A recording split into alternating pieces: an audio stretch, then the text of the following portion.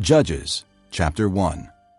After the death of Joshua, the Israelites asked the Lord, "Who will be the first to go up and fight for us against the Canaanites?" The Lord answered, Judah is to go. I have given the land into their hands. Then the men of Judah said to the Simeonites, their brothers, "Come up with us into the territory allotted to us to fight against the Canaanites. We in turn will go with you into yours." So the Simeonites went with them. When Judah attacked, the Lord gave the Canaanites and Perizzites into their hands, and they struck down 10,000 men at Bezek. It was there that they found Adoni-Bezek, and fought against him, putting to rout the Canaanites and Perizzites. Adoni-Bezek fled, but they chased him and caught him, and cut off his thumbs and big toes. Then Adoni-Bezek said, 70 kings with their thumbs and big toes cut off have picked up scraps under my table. Now God has paid me back for what I did to them. They brought him to Jerusalem, and he died there. The men of Judah attacked Jerusalem also and took it. They put the city to the sword and set it on fire. After that, the men of Judah went down to fight against the Canaanites living in the hill country, the Negev, and the western foothills. They advanced against the Canaanites living in Hebron, formerly called Kiriath Arba, and defeated Sheshai, Ahiman, and Talmai. From there, they advanced against the people living in Debir, formerly called Kiriath Sepher.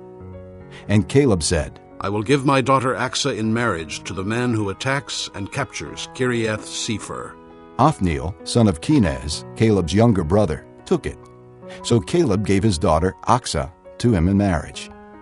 One day, when she came to Othniel, she urged him to ask her father for a field. When she got off her donkey, Caleb asked her, What can I do for you? She replied, Do me a special favor. Since you have given me land in the Negev, give me also springs of water. Then Caleb gave her the upper and lower springs. The descendants of Moses' father-in-law, the Kenite, went up from the city of palms with the men of Judah to live among the people of the desert of Judah in the Negev near Arad. Then the men of Judah went with the Simeonites, their brothers, and attacked the Canaanites living in Zephath, and they totally destroyed the city. Therefore it was called Hormah. The men of Judah also took Gaza, Ashkelon, and Ekron, each city with its territory. The Lord was with the men of Judah.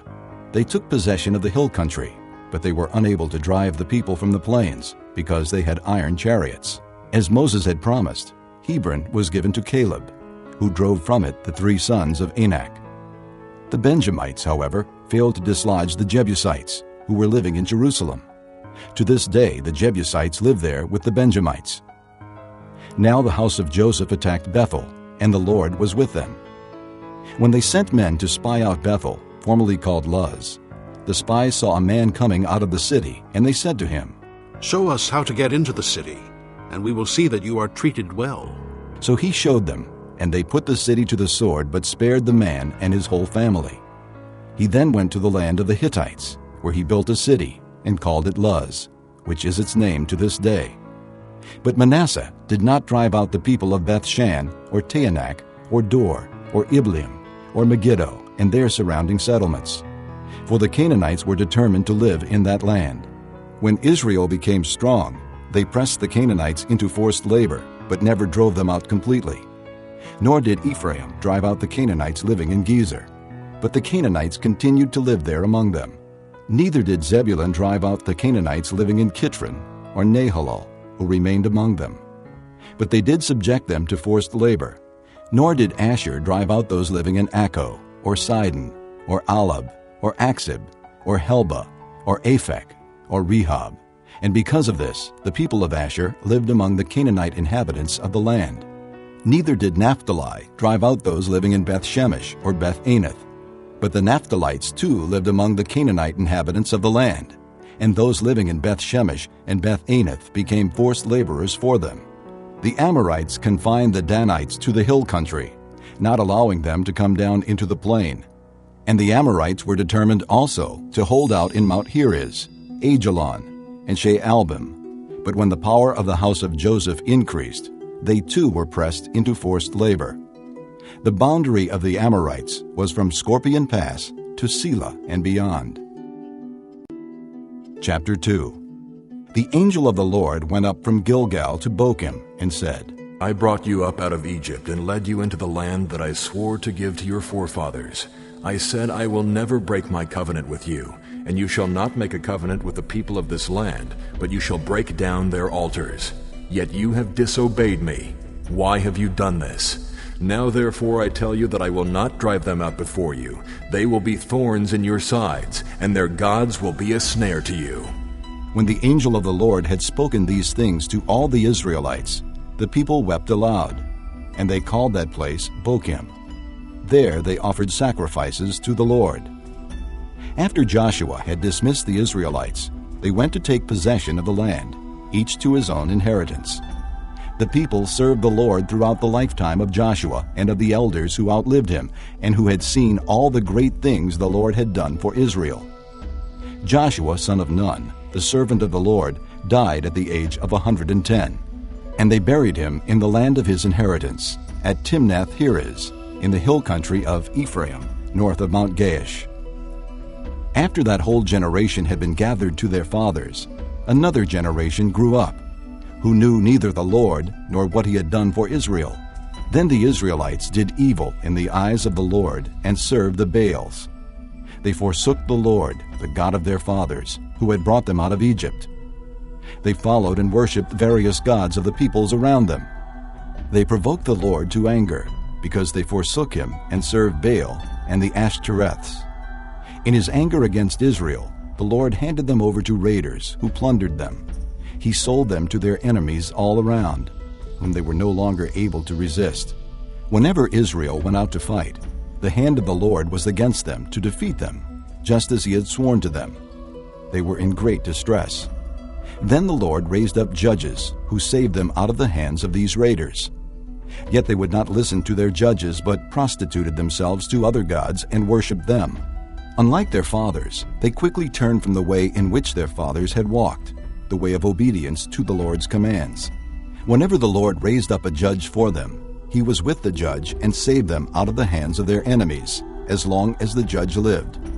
For the Lord had compassion on them as they groaned under those who oppressed and afflicted them. But when the judge died, the people returned to ways even more corrupt than those of their fathers, following other gods and serving and worshiping them.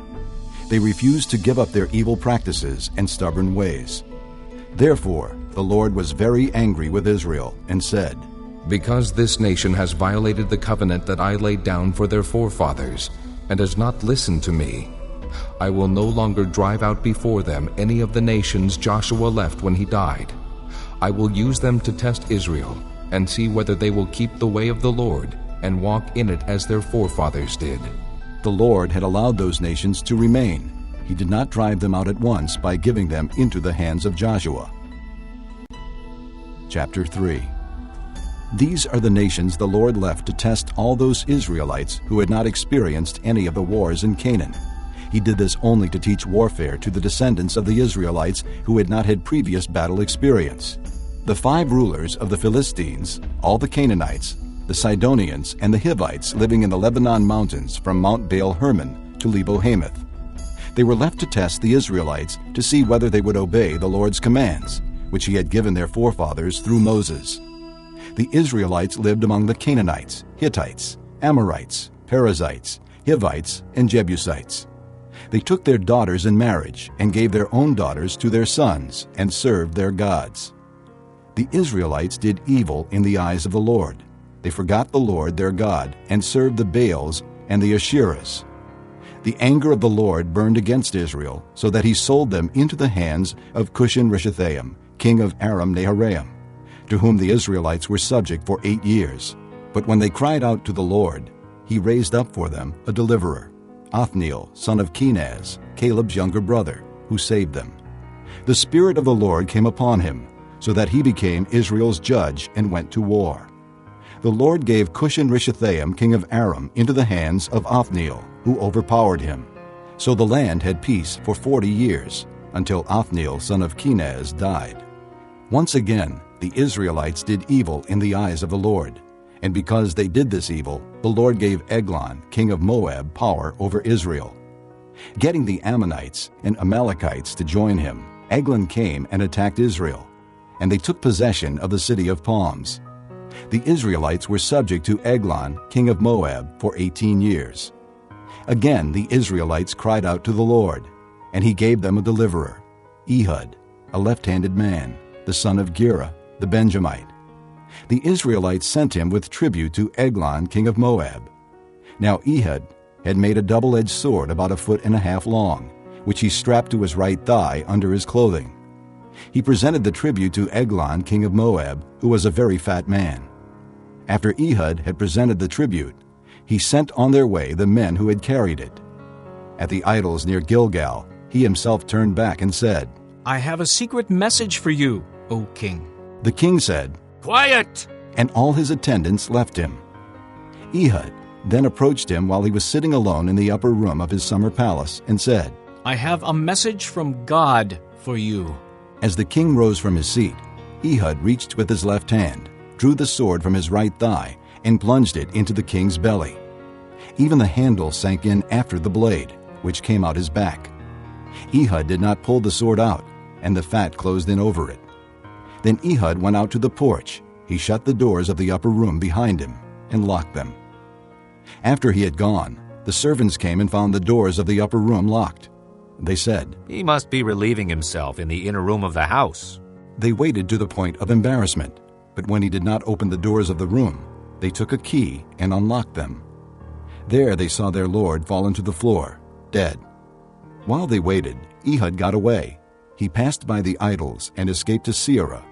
When he arrived there, he blew a trumpet in the hill country of Ephraim, and the Israelites went down with him from the hills, with him leading them. Follow me, he ordered. For the Lord has given Moab, your enemy, into your hands. So they followed him down, and taking possession of the fords of the Jordan that led to Moab, they allowed no one to cross over. At that time they struck down about 10,000 Moabites, all vigorous and strong. Not a man escaped. That day Moab was made subject to Israel, and the land had peace for 80 years. After Ehud came Shamgar, son of Anath, who struck down 600 Philistines with an ox goad. He too saved Israel. Chapter 4. After Ehud died, the Israelites once again did evil in the eyes of the Lord. So the Lord sold them into the hands of Jabin, a king of Canaan, who reigned in Hazor. The commander of his army was Sisera, who lived in Harosheth Hagoyim. Because he had 900 iron chariots and had cruelly oppressed the Israelites for 20 years, they cried to the Lord for help. Deborah, a prophetess, the wife of Lapidoth, was leading Israel at that time. She held court under the palm of Deborah between Ramah and Bethel in the hill country of Ephraim, and the Israelites came to her to have their disputes decided. She sent for Barak, son of Abinoam from Kedesh in Naphtali, and said to him, The Lord, the God of Israel, commands you, Go, take with you 10,000 men of Naphtali and Zebulun, and lead the way to Mount Tabor. I will lure Sisera, the commander of Jabin's army with his chariots and his troops, to the Kishon River, and give him into your hands. Barak said to her, If you go with me, I will go. But if you don't go with me, I won't go. Very well, Deborah said. I will go with you. But because of the way you are going about this, the honor will not be yours, for the Lord will hand Sisera over to a woman. So Deborah went with Barak to Kedesh, where he summoned Zebulun and Naphtali. 10,000 men followed him, and Deborah also went with him. Now Heber the Kenite had left the other Kenites, the descendants of Hobab, Moses' brother-in-law, and pitched his tent by the great tree in Zaananim near Kedesh. When they told Sisera that Barak, son of Abinoam, had gone up to Mount Tabor, Sisera gathered together his 900 iron chariots and all the men with him, from Harosheth Hagoyim to the Kishon River. Then Deborah said to Barak, Go! This is the day the Lord has given Sisera into your hands. Has not the Lord gone ahead of you? So Barak went down Mount Tabor, followed by 10,000 men. At Barak's advance, the Lord routed Sisera and all his chariots and army by the sword, and Sisera abandoned his chariot and fled on foot. But Barak pursued the chariots and army as far as Harosheth Hagoyim. All the troops of Sisera fell by the sword. Not a man was left. Sisera, however, fled on foot to the tent of Jael, the wife of Heber the Kenite, because there were friendly relations between Jabin king of Hazor and the clan of Heber the Kenite. Jael went out to meet Sisera and said to him, "Come, my lord. Come right in. Don't be afraid." So he entered her tent, and she put a covering over him. "I'm thirsty," he said. "Please give me some water." She opened a skin of milk, gave him a drink, and covered him up. "Stand in the doorway of the tent," he told her. "If someone comes by and asks you, 'Is anyone here?' say no." But Jael, Heber's wife, picked up a tent peg and a hammer and went quietly to him while he lay fast asleep, exhausted. She drove the peg through his temple into the ground, and he died. Barak came by in pursuit of Sisera, and Jael went out to meet him. "Come," she said. "I will show you the man you're looking for." So he went in with her, and there lay Sisera with the tent peg through his temple, dead. On that day God subdued Jabin, the Canaanite king, before the Israelites. And the hand of the Israelites grew stronger and stronger against Jabin, the Canaanite king, until they destroyed him.